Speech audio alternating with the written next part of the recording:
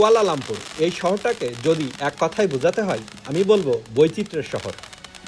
একই রাস্তায় তুমি পাবা মসজিদের আজান, মন্দিরের ঘণ্টা আর চার্চের ঘণ্টা ধ্বনি সব একসাথে বেজে ওঠে। এই শহরের সৌন্দর্য শুধু ভবনে নয় বরং মানুষের মনে। এখানে মালয়, চাইনিজ, ইন্ডিয়ান সবাই নিজেদের সংস্কৃতি নিয়ে বাঁচে, আবার একে অপরের উৎসবেও অংশ নেয়।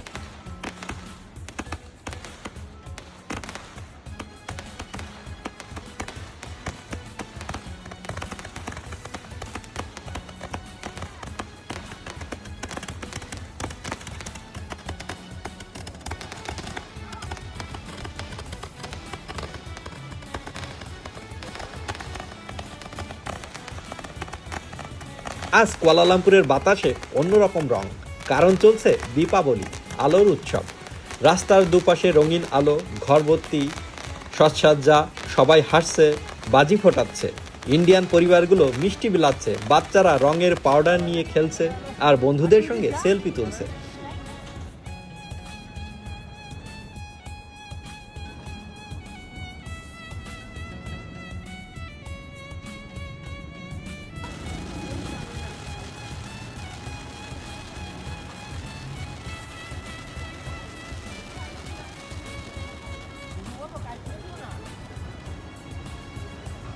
আমি যখন এইসব মুহূর্ত ক্যামেরায় ধরে রাখছি তখন বুঝতে পারছি এই শহরের আসল শক্তিই হলো ঐক্য।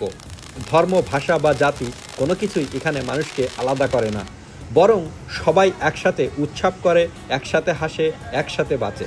দীপাবলির আলো যেমন অন্ধকার দূর করে, তেমনি এই শহরের বহু সংস্কৃতির বন্ধন মানুষকে কাছাকাছি নিয়ে আসে। আজ আমি দেখলাম এক মুসলিম পরিবার তাদের ইন্ডিয়ান প্রতিবেশীর বাসায় গেল দীপাবলির মিষ্টি খেতে। কেউ আবার তাদের সঙ্গে আলো জ্বালাচ্ছে, কেউ আতশবাজি ফোটালো। এই মুহূর্তগুলো তো আসল মালয়েশিয়া।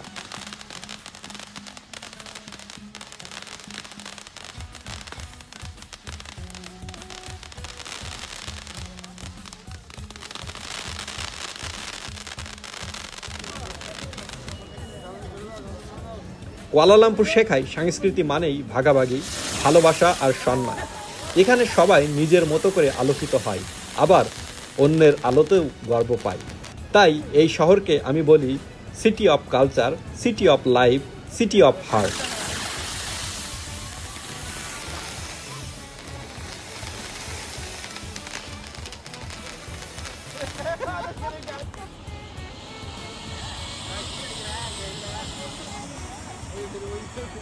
তো ধন্যবাদ।